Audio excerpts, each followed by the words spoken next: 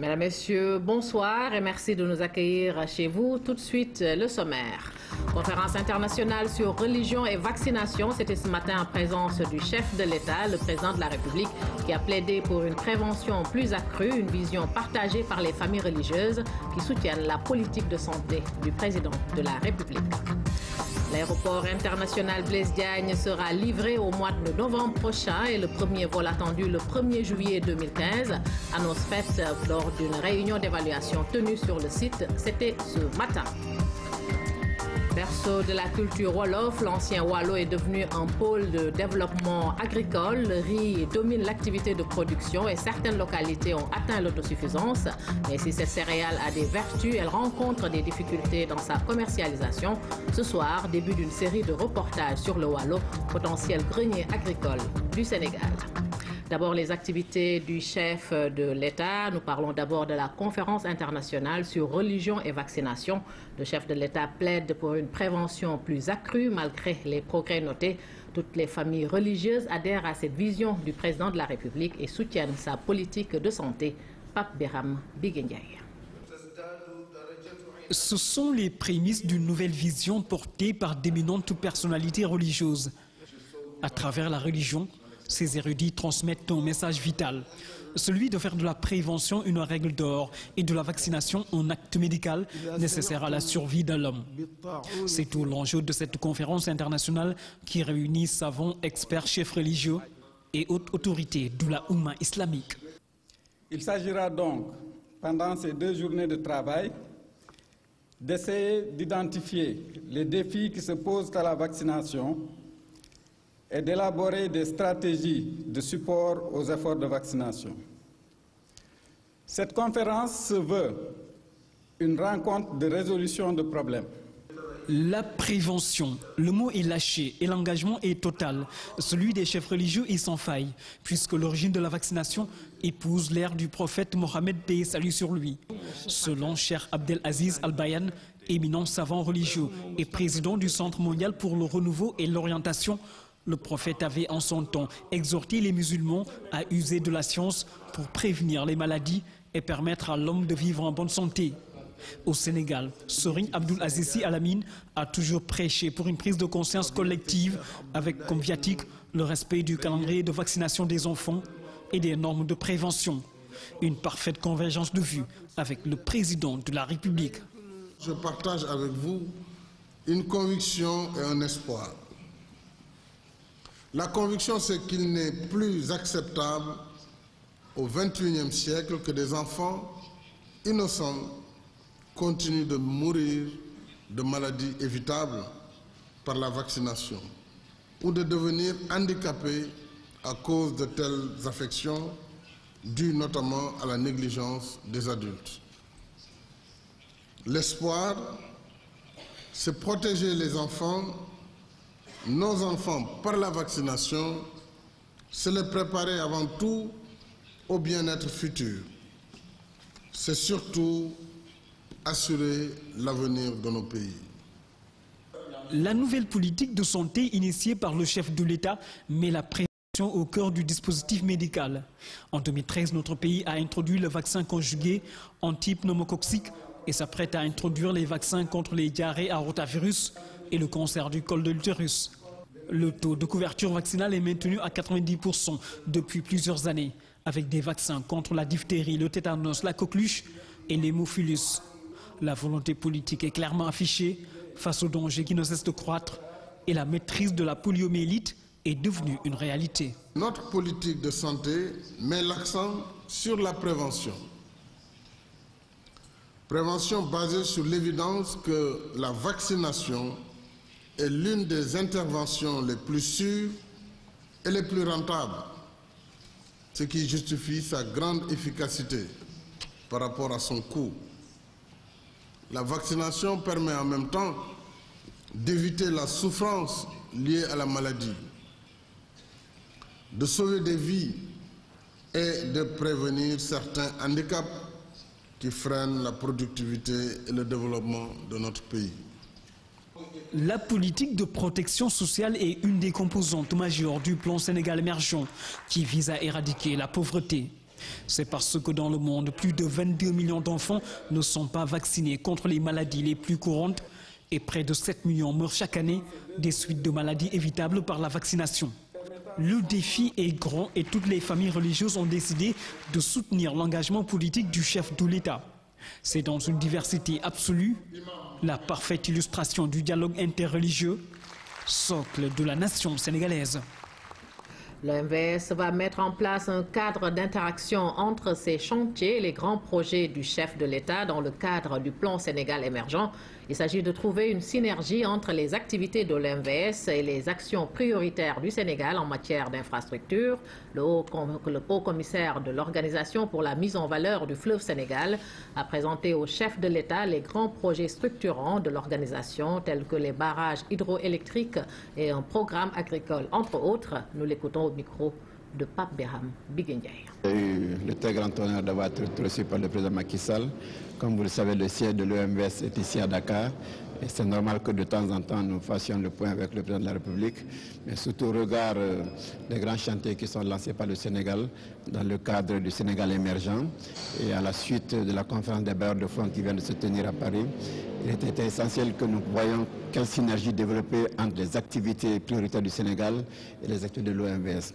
J'en ai également profité pour présenter à M. le Président de la République nos grands projets structurants qui sont le CITRAM, les barrages hydroélectriques et le domaine de l'agriculture. Et j'ai également recueilli auprès de lui ces directives dans le sens d'une meilleure intégration de la sous-région. Vous savez que le président Macky Sall porte actuellement 2 casquettes. Il est président de la République du Sénégal, mais il est également investi par ses pairs de faire la promotion des infrastructures en Afrique.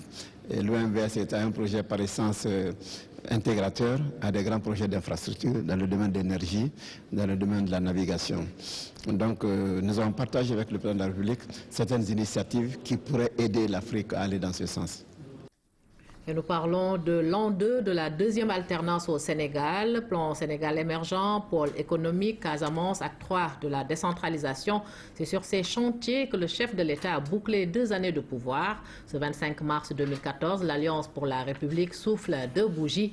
Avenue Léopold Sédar Senghor, deuxième alternance entre attentes des populations et politique de rupture à forte dose sociale. C'est un commentaire de Ousmane Garifaye. Je jure de remplir fidèlement la charge de président de la République du Sénégal.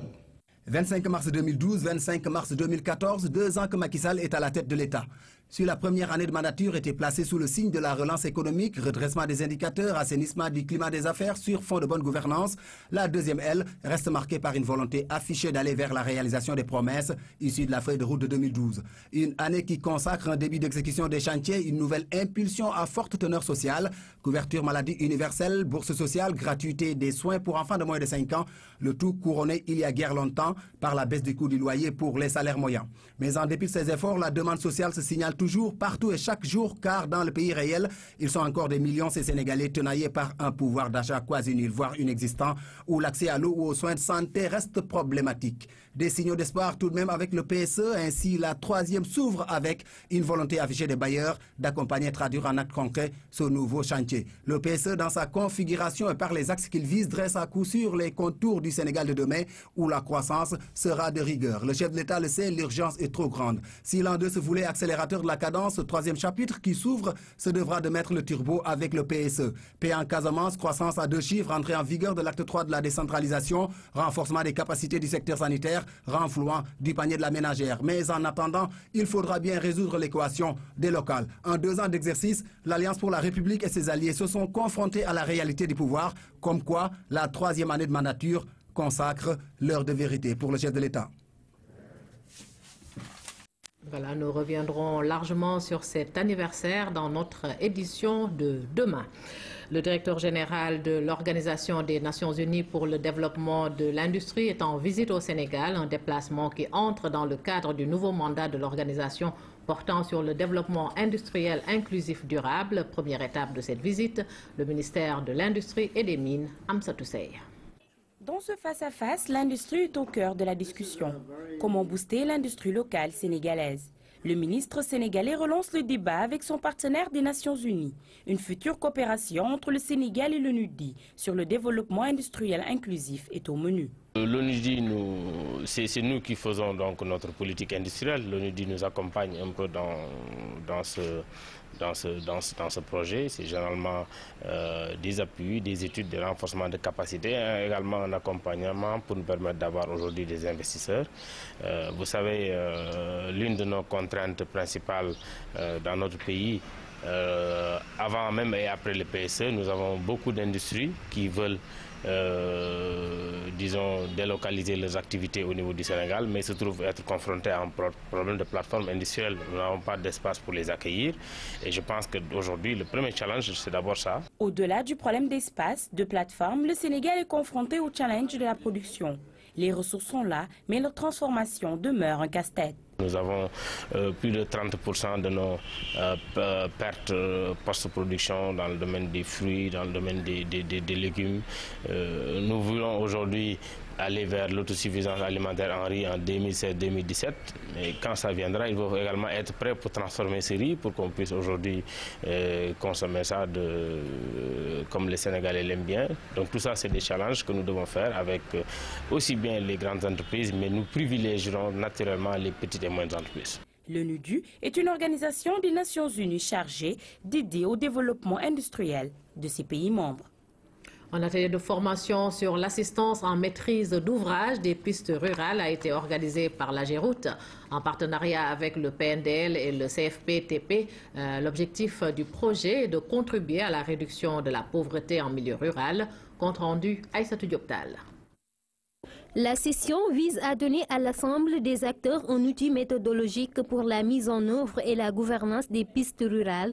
Également permettre aux différentes parties prenantes de bien formaliser leurs relations de travail. On ne peut pas prétendre à un développement si les populations ont des difficultés pour se déplacer. Si nos productions pourrissent dans le monde rural. C'est un frein en fait au développement socio-économique. C'est pourquoi le ministère des Infrastructures tient vraiment à ce projet de piste communautaire en appui au programme national de développement local. Le projet intervient dans les zones rurales à travers lesquelles le taux de pauvreté est plus élevé. Il cible les 187 communautés rurales parmi les 385 du pays les plus enclavées. Le programme s'appuie sur le cadre de politique de décentralisation, dont un des principes est la responsabilité des acteurs locaux. Le choix de la zone d'intervention a été fait sur la base des études que l'ANST a effectuées en 2009 concernant l'indice d'accessibilité des populations en milieu rural. Et donc, quand on a eu les résultats de cette enquête en 2009, on s'est appuyé pour choisir la zone d'intervention. Donc aujourd'hui, le projet, en tout cas en termes de construction neuve, on intervient sur toutes les régions du Sénégal à l'exception de Dakar, Matam et Ziguinchor. Bon, Matam parce qu'il s'est trouvé que selon ces résultats, que Matam n'est pas suffisamment enclavé. À Ziguinchor, parce qu'il y a un projet pôle de développement Casamance qui a un volet important de pistes à réaliser. Les années passées, donc on ne faisait pas beaucoup de pistes. Voilà. Ce qui avait pour conséquence quand même de perdre une grande partie aussi des productions au niveau des localités. Voilà. Donc, mais aujourd'hui, quand même, le volet est en train d'être pris en charge de manière assez conséquente. Donc, cela va permettre quand même de booster un peu l'économie. La session de formation va couvrir les thématiques liées à l'identification des acteurs en passant par les différents modes de contrôle, la gestion des contrats, entre autres. À l'issue de ce séminaire, il est prévu une démultiplication des leçons des communautés de base à travers un plan d'action.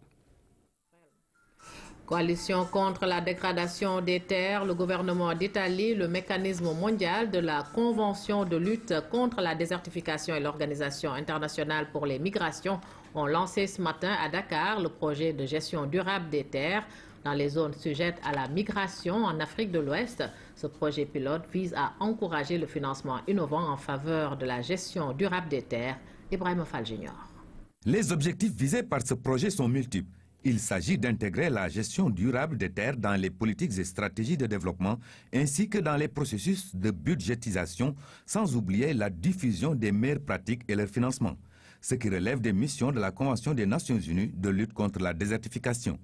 Pour la Convention des Nations Unies de lutte contre la désertification, ces populations doivent être au centre des préoccupations pour les objectifs de développement durable et de l'agenda post-2015. Pour l'Organisation internationale pour la migration, l'intérêt est double. Il s'agit de fixer les populations, mais également d'aider les migrants à financer la gestion des terres dans leur terroir. L'OIM considère que les migrants sont des acteurs du développement, qui renforcent et facilitent la coopération entre les sociétés d'origine et d'accueil à travers leur capital humain, compétences et savoir-faire, leur capital financier, transfert de fonds et épargne, ainsi que leur capital social. En finançant ce projet, l'Italie cherche à atténuer les impacts négatifs de la dégradation des terres qui frappent à sa porte, à travers la migration. Les deux pays ont travaillé ensemble dans le cadre de plusieurs initiatives pour encourager les Sénégalais vivant en Italie à faire des investissements dans leur pays. Pour le gouvernement du Sénégal, le projet reflète pour beaucoup les préoccupations du pays prises en charge dans le plan Sénégal émergent. Mor Ngom a également souligné les changements climatiques comme l'une des principales causes. Le gouvernement sénégalais, par ma voix, s'est donc engagé et de la manière la plus ferme à cheminer avec eux pour la réalisation donc, de ce projet, j'allais dire, projet structurant et innovant. Ce projet de 3 ans va lutter contre la pauvreté. La CEDEAO et le SILS en sont les principaux partenaires. À l'aéroport international Blaise Diagne, les travaux avancent à plus de 65% selon les experts trouvés sur place. La fin des travaux de cette infrastructure est prévue pour début novembre 2014. Quant au premier vol, il est attendu le 1er juillet 2015. Une rencontre d'évaluation s'est tenue à Dias, Ibrahim Odidjou. La tour de contrôle réalisée à plus de 75%, l'aérogare qui offre peu à peu un joli visage, à l'intérieur, un décor scintillant de lumière. Ce n'est pas tout. À l'extérieur, c'est la piste d'atterrissage et de décollage qui n'attend qu'à être balisée. À l'aéroport international Blaise Diagne, plus de la moitié des travaux sont déjà exécutés. Aujourd'hui, on peut estimer l'état d'avancement des travaux à plus de 65%. Voilà, comme vous avez pu en tout cas le constater, l'ensemble des grosses œuvres sont aujourd'hui complètement terminées. Pour l'essentiel, les gens sont dans les finitions des différents bâtiments. Les infrastructures également, à savoir les routes, les aéroports, tout ceci évidemment avance très bien. Il est prévu les premiers vols au 1er juillet 2015. Nous sommes confiants que ces travaux-là vont se terminer début novembre 2014. À ce moment-là, il y a les certifications et toutes les procédures pour faire certifier l'aéroport pour être apte à recevoir les vols internationaux. D'une capacité d'accueil de plus de 3 millions de passagers par an, cet aéroport devrait assurer jusqu'à 300 mouvements par jour, soit une capacité d'accueil de passagers qui fait le triple de celle de l'aéroport Léopold Sédar Senghor. Ici, 44 postes de stationnement sont prévus, dont 20 gros porteurs.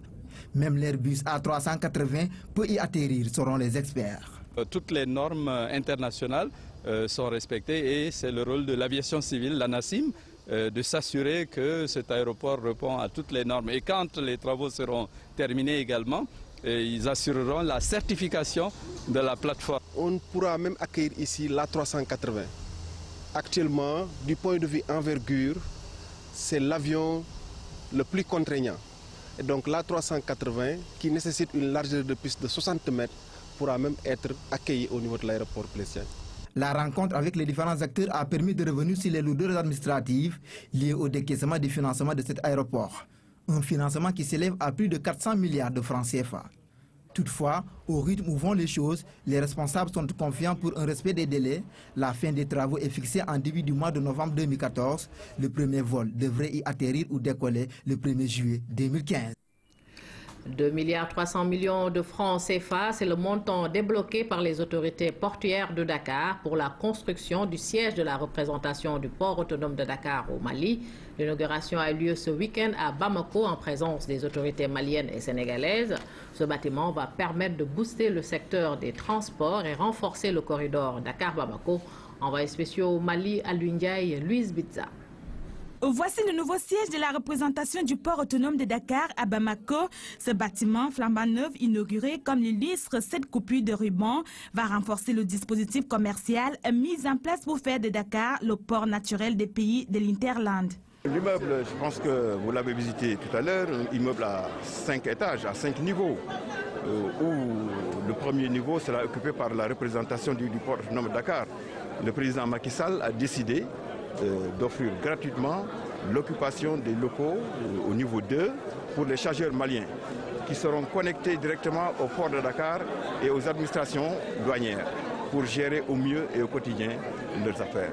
La ville des Trois Caïmans abrite désormais ce bel édifice, ce joyau architectural, vecteur de la libre circulation des biens et des personnes, va permettre à la douane de faciliter le trieux, le transit routier inter-État. Nous accompagnerons ce mouvement pour permettre à nos entreprises, à nos opérateurs d'être plus compétitifs par la réduction des délais et des coûts d'acheminement des marchandises.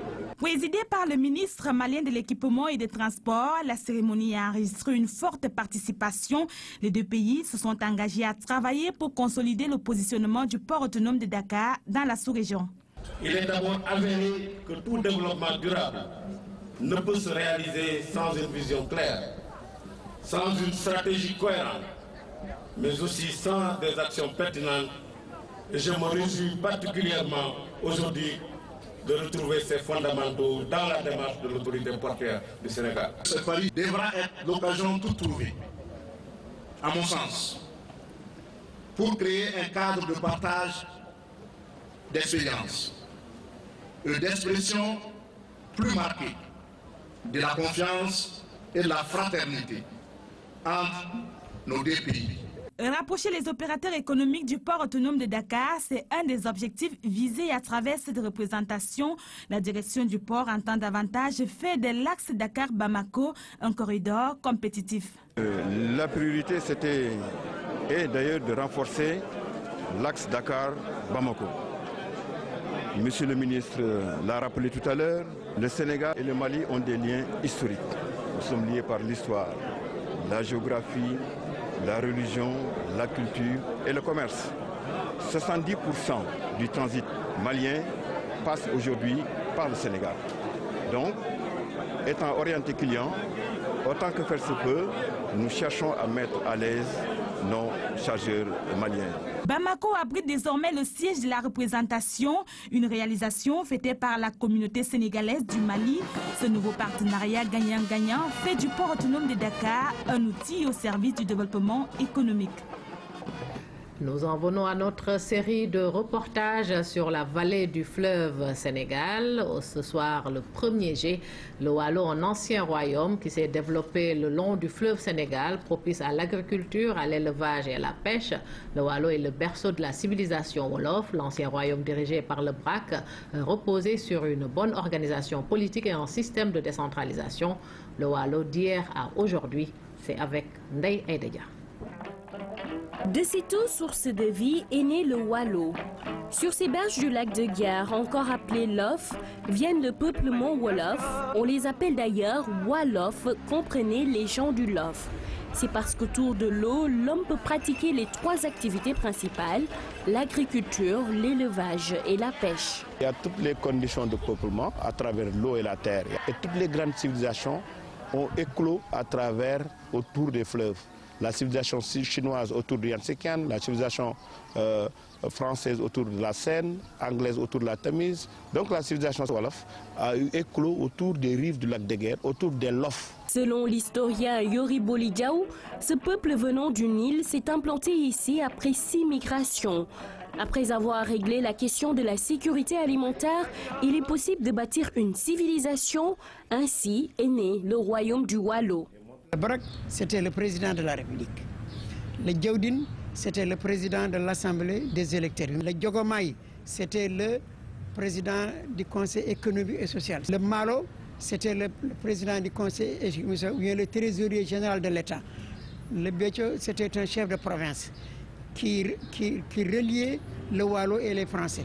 Bien avant la colonisation, le Waalo avait donc un système de gouvernance. Le royaume était aussi avancé sur des questions liées à la décentralisation.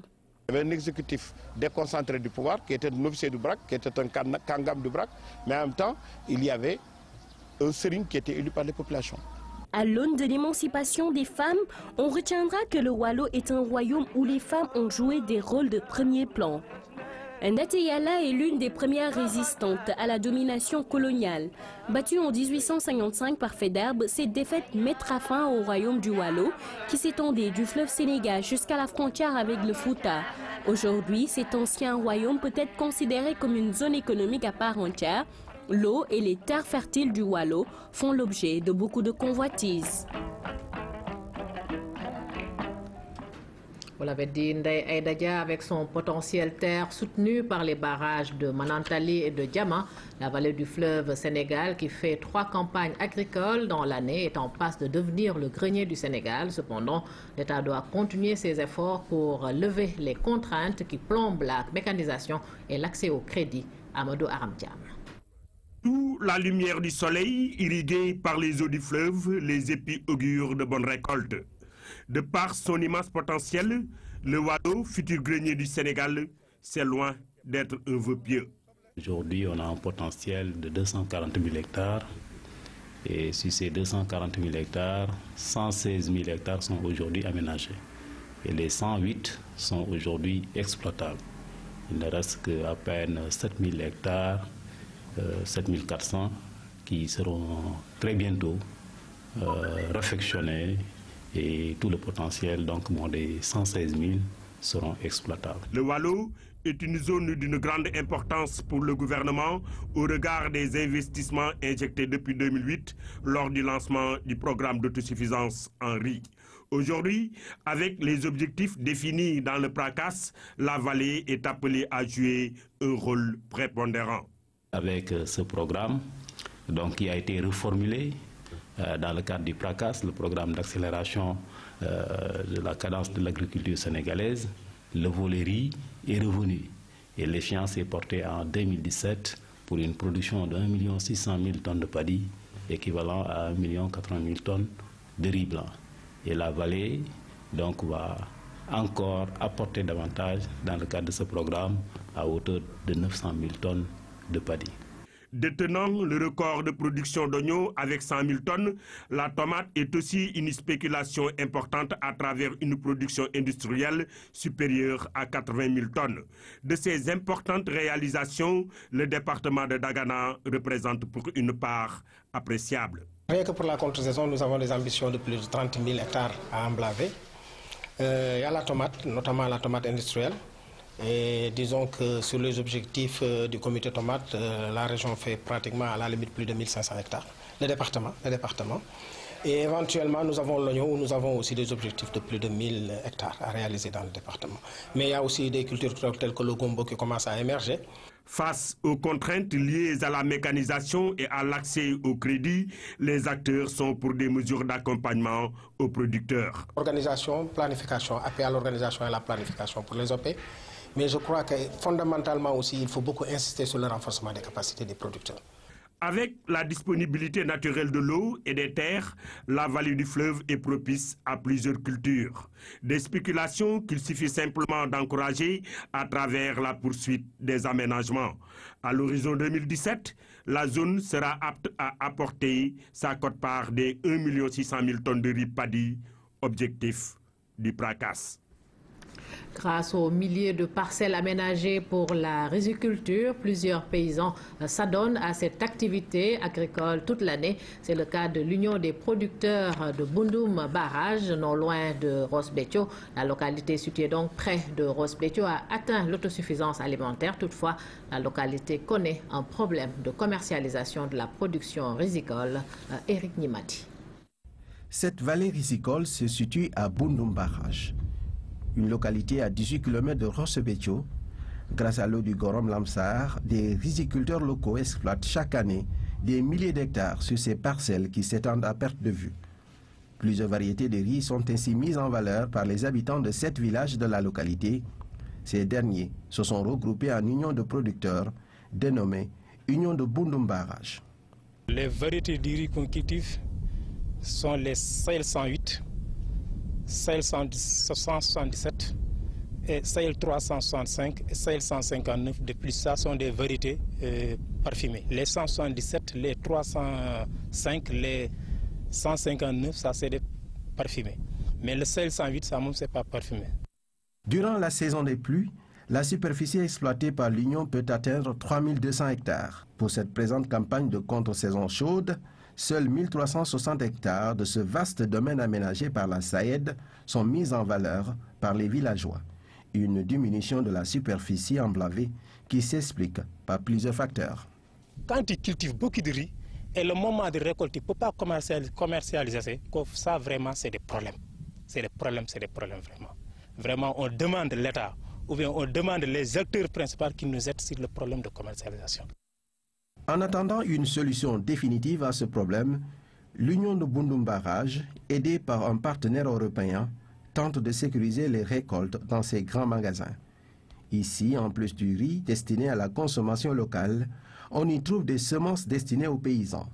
Ce va-et-vient sans cesse de charretiers témoigne de l'ambiance qui règne sur place tous les matins. On reçoit des bons venant de la CNCAS. Venant de la CNCAS, par le biais du président de section, par le biais du président de section, qui nous ordonne à donner les semences aux propriétaires, c'est-à-dire aux producteurs concernés. Et qui remboursent après récolte. Et qui remboursent après récolte. On est à près de 20 000 hectares qui ont été façonnés. Quand vous entendez par façonner, c'est que les façons culturelles ont été déjà faites. Et en termes de semis, on est presque à 14 000 hectares de semis dans toute la délégation. Et pour le moment, il n'y a pas qu'encore de problème spécifique qui a été noté dans toute la délégation. À Bundum Barrage, depuis très longtemps, le mot émigration a disparu du vocabulaire des habitants. Dans ce village de 7000 âmes, on parle plutôt d'immigration. En effet, ici, grâce à l'autosuffisance en riz des villageois, plusieurs travailleurs saisonniers viennent gagner leur pain dans cette localité.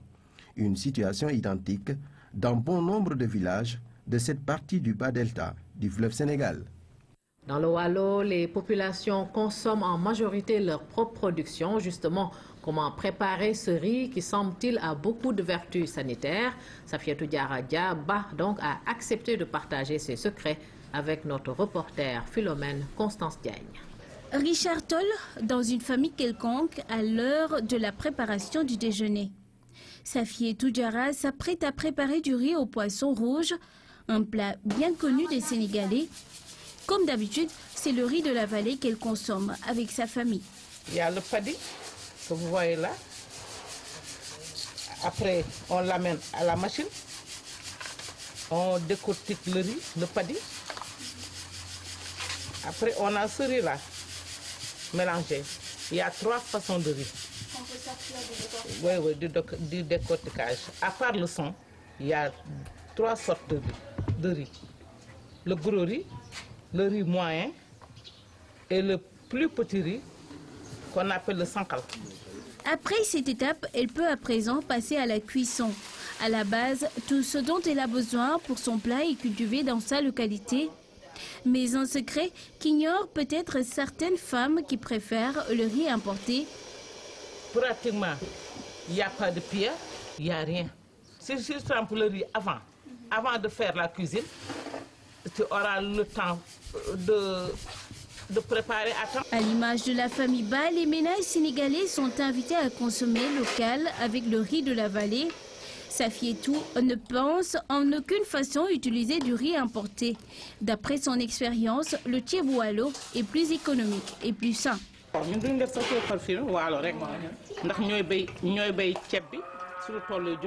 Nous, on n'utilise pas le riz parfumé, juste le riz de la vallée. On le récolte nous-mêmes, il a de la vitamine et pas de gomme. En plus, il est très bon. Après environ 1 heure de cuisson, le repas est servi. La famille est invitée à se restaurer sans modération. Et notre équipe ne s'est pas fait prier. N'est-ce pas, Philomène? Constance Diagne, nous reviendrons demain très largement encore sur une série, donc toujours sur le Waalo. Le mouvement Alternative Citoyenne Andou Naoulé a organisé ce samedi un forum. Donc, cette rencontre portée sur les enjeux des prochaines élections locales. Abdou Fall compte développer des stratégies pour répondre aux attentes des populations. Les chantiers de la capitale du rail et l'acte 3 de la décentralisation ont été au menu. Le ministre des Forces armées a présidé la rencontre à Wandiaï. Le mouvement Alternative Citoyenne Andou Naoulé s'est inscrit dans une dynamique de soutien des programmes de développement du président Macky Sall. Les leaders de la coalition Benno Bokk Yakaar de Thiès ont instauré un dialogue avec les populations de la capitale du rail. Ce forum citoyen de la commune d'arrondissement de Thiès-Est a permis de dévoiler les projets. Dans le cadre macro, le président de la République s'est engagé à faire du Sénégal un pays émergent. Thiès, faisant partie naturellement de ce pays, il est tout à fait naturel que la ville de Thiès ait sa part. Aujourd'hui, le chemin de fer est la première doléance, non seulement pour les emplois, mais pour faire revivre Thiès. Et par ailleurs, les chantiers de Thiès devront très rapidement reprendre. Il y a des choses qui sont déjà faites par mon ami le ministre Thierno Alassane Sall. Mais il y a aussi la perspective de l'ouverture très rapidement de la SNTS, sans compter Seniran, qui a été, donc cette usine qui a été ouverte il y a quelques moments par un des fils de Thiès, en l'occurrence M. Gueye. Donc c'est pour dire aujourd'hui qu'à Thiès, je pense que nous avons espoir. L'objectif est de rassembler les acteurs de la vie politique, économique et sociale de Thiès pour participer au développement de la ville. Le mouvement Andou Naoulé a déroulé son programme pour les élections locales. On va s'atteler à monter comités électoraux et faire les listes dans toutes les collectivités. Et naturellement, on va se retrouver au niveau de la conférence des leaders dans le département de Thiès pour voir en ce qui concerne donc les listes départementales. Mais je peux vous dire qu'aujourd'hui, nous travaillons en parfaite symbiose. Abdou Fall et ses collaborateurs préparent activement les élections locales dans la ville de Thiès et dans la zone nord. Avec l'acte 3 de la décentralisation, le mouvement Andou Naoulé développe des stratégies pour répondre aux attentes des populations de Thiès. Wandiaï, alphabétisation, les autorités éducatives gambiennes à l'école sénégalaise, elles sont venues échanger sur les différents programmes. 5 jours pour passer en revue plusieurs réalisations. Omar Baldé. La Gambie à l'école sénégalaise, les Gambiens veulent s'inspirer du modèle sénégalais en matière d'alphabétisation. À travers le programme d'alphabétisation des jeunes filles et des femmes, notre pays a réalisé d'importants résultats dans le combat contre l'analphabétisme. Éduquer et former les populations pour qu'elles soient des ressources humaines compétentes en phase avec les exigences de l'époque. Leur assurer un développement endogène et durable. Tous ces nobles idéaux ne pourront être effectivement réalisés sans l'accès de tous nos concitoyens à une éducation de base de qualité, l'utilisation effective de nos langues nationales à l'école, dans la vie publique et officielle. La Gambie et le Sénégal pour essayer d'apprendre les uns sur les autres et partager leurs expériences, à la fois positives comme également négatives. De tirer les leçons apprises et effectivement d'arriver à quelque chose, ça donne vraiment de l'espoir quant à la mise à l'échelle. Et on peut se dire peut-être que nous pourrons prendre le train après 2015, vraiment au bon départ avec tout le monde. Le Sénégal a une expérience de plus de 2 décennies des programmes d'alphabétisation. Pour constater quelques réalisations du PAGEF, la délégation gambienne s'est rendue à Pékin. Ici, des enfants au niveau faible et déjà hors du système scolaire sont encadrés. Nous sommes contents de ce qu'on a vu. Ces enfants, si ce n'était cet encadrement, ils abandonneraient l'école. Ça, c'est une seconde chance pour eux de retourner dans le système scolaire. Ça leur permet de trouver un emploi et être productifs pour la société.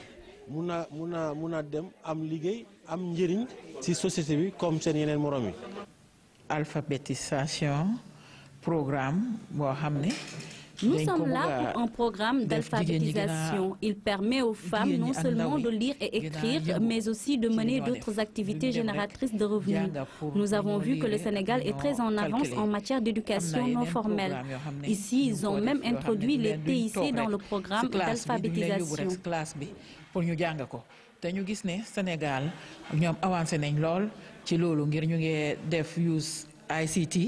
Le PAGEF contribue à répondre aux défis d'une éducation qualifiante des jeunes et adultes en intégrant les questions d'alphabétisation et d'éducation des filles.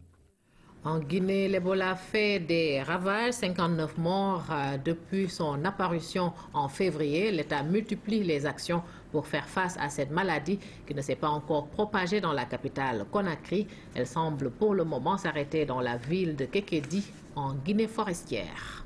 La ville de Kékédou, en Guinée forestière, c'est ici qu'ont été décelés les premiers cas de fièvre Ebola. Depuis son apparition en février, l'épidémie a fait au moins 59 morts. Parmi les victimes, les proches de Bernard Tinkiano, il a perdu 8 membres de sa famille, y compris sa femme enceinte. Mon famille, il est fini maintenant. Non, mon famille, il y a 8 personnes et il est fini. De nombreux habitants ont été mis en quarantaine en attendant la fin de la construction d'un centre d'isolement qui accueillera les malades. C'est une des façons de contenir ce virus qui provoque une fièvre contagieuse, des vomissements et des diarrhées et qui tue dans la plupart des cas. À Kékédou, comme dans les communes avoisinantes, les personnels humanitaires sont débordés. Chez nous, vraiment, on n'a pas de matière de protection pour ces volontaires-là même et le matériel manque. Le gouvernement guinéen est en état d'alerte. Il a envoyé en urgence des kits de protection en partenariat avec Médecins sans frontières et s'efforce de sensibiliser la population. Mettre un périmètre de surveillance par rapport à ces zones-là et édicter, faire comprendre aux populations les mesures élémentaires d'hygiène, de consommation, de partage d'aliments, d'habits, de matériel, de manière à ce que l'épidémie reste circonscrite. Pour le moment, il n'y aurait pas de fièvre Ebola à Conakry. Les services sanitaires sont à pied d'œuvre. Toutes les mesures sont prises pour contenir l'épidémie qui inquiète aussi les pays voisins de la Guinée, le Libéria, la Sierra Leone et le Sénégal qui ont lancé des dispositifs de surveillance.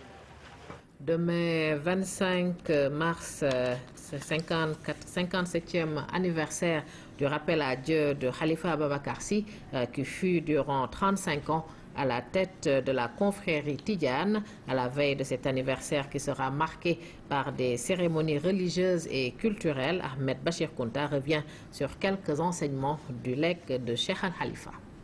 Dans sa mission de vivificateur de la Sunna, Cheikh Al-Khalifa avait naturellement intégré tous les aspects éducatifs du message prophétique. C'est ainsi que l'on trouve dans la diversité de ces thèmes des paraboles pour instruire en toutes circonstances. À travers les règnes animal et végétal, Serigne Babacar Sy enseignait des vertus à cultiver et indiquait des travers à proscrire. Il mettait également en relief des merveilles de la création portant tout le témoignage de l'unicité d'Allah qui s'est révélé à la raison par la perfection de son œuvre. Tivaouane, avril 1955, précisément un lundi, jour de visite pieuse pour les organisations rurales des disciples du calife. Devant les fidèles réunis, Serigne Babacar Sy prouva une fois encore l'avance qu'il avait sur son époque ainsi que ses vastes connaissances dans plusieurs disciplines scientifiques, l'anthropologie notamment.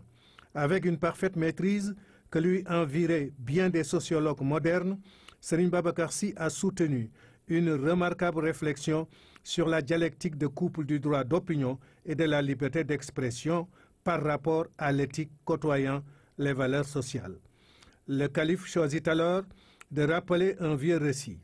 Celui-ci relate les 4 phases du voyage à dos d'âne d'un paysan accompagné de son fils. Tous deux furent d'abord qualifiés de sans-cœur pour avoir géminé leur poids sur un pauvre bourricot.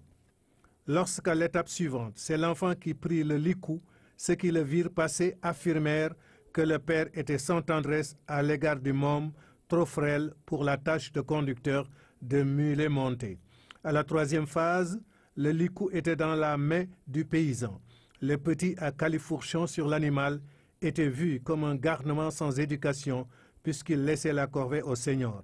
Dans l'ultime figure, les deux voyageurs cheminaient respectivement devant et derrière le baudet. Pour les gens, l'homme et son fils s'estimaient moins importants que la bête qu'ils ménageaient tout en s'imposant une épreuve pédestre sous la canicule. Ici encore, l'on peut constater que l'unanimité n'existe nulle part. Plus d'un demi-siècle après ce cours magistral de Cheikh Al-Khalifa, le sujet a été mis en solfège par l'artiste Youssou Ndour.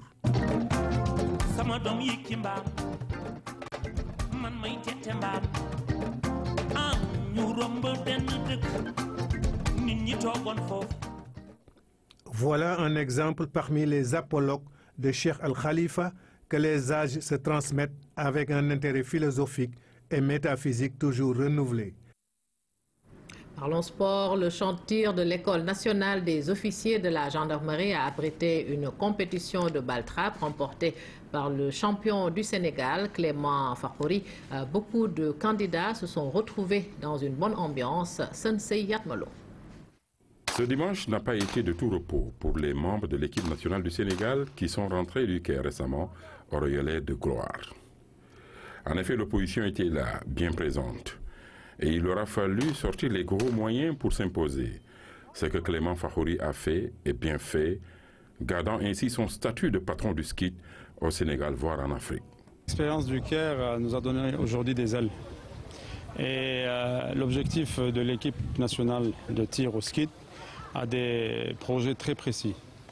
Nous avons à préparer aujourd'hui Granada dans quelques mois pour ensuite aboutir au championnat d'Afrique à Cape Town, je suppose, ou en Afrique, qui va être bien entendu la porte pour les Jeux Olympiques. Donc pour moi, je reste toujours dans l'élan de l'Égypte et je cherche vraiment à rester au haut niveau. Cette compétition a été très disputée et la bataille au niveau de la 3e place a été âpre entre Hassan Ramlawi, Salah Obala et Dominique Sanchez.